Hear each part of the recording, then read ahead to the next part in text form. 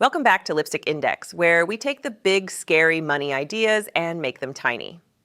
Last time, we met the people with the thermostat, the central bank, quietly turning one dial to keep the economy from getting too hot or too cold. And we left with a question. If a country can set the price of its own money, why can't it just print more whenever it wants? It sounds like the best idea in the world. Run out of money? Make more. No more debt, no more poverty, just print. So why doesn't every country do it? Let me show you with a story.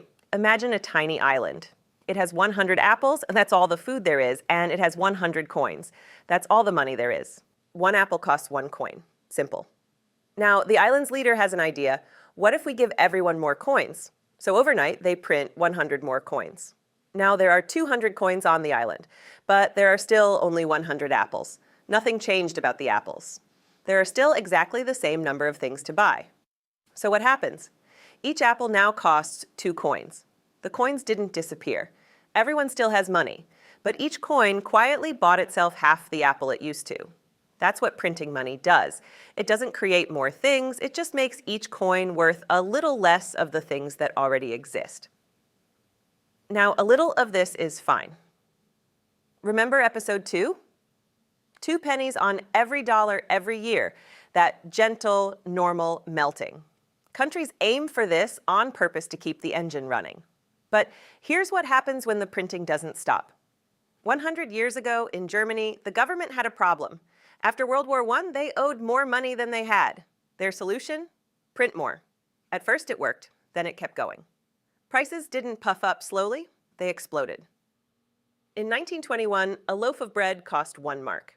By November 1923, the same loaf of bread cost 200 billion marks.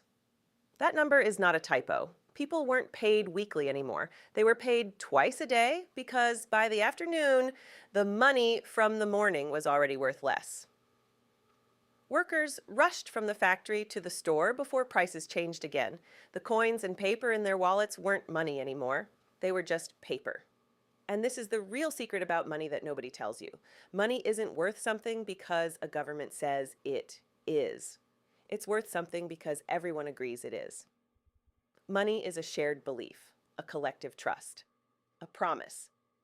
When a government prints too much, it isn't just changing a number. It's breaking a promise. And once enough people stop believing in the promise, the whole thing collapses.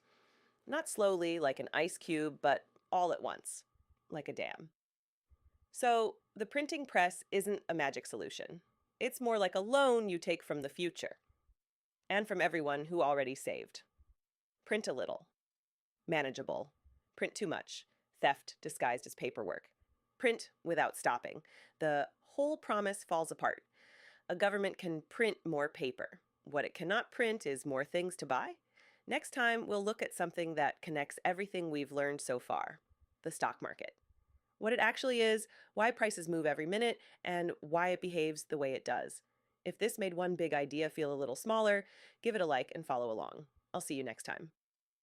Educational content, not financial advice.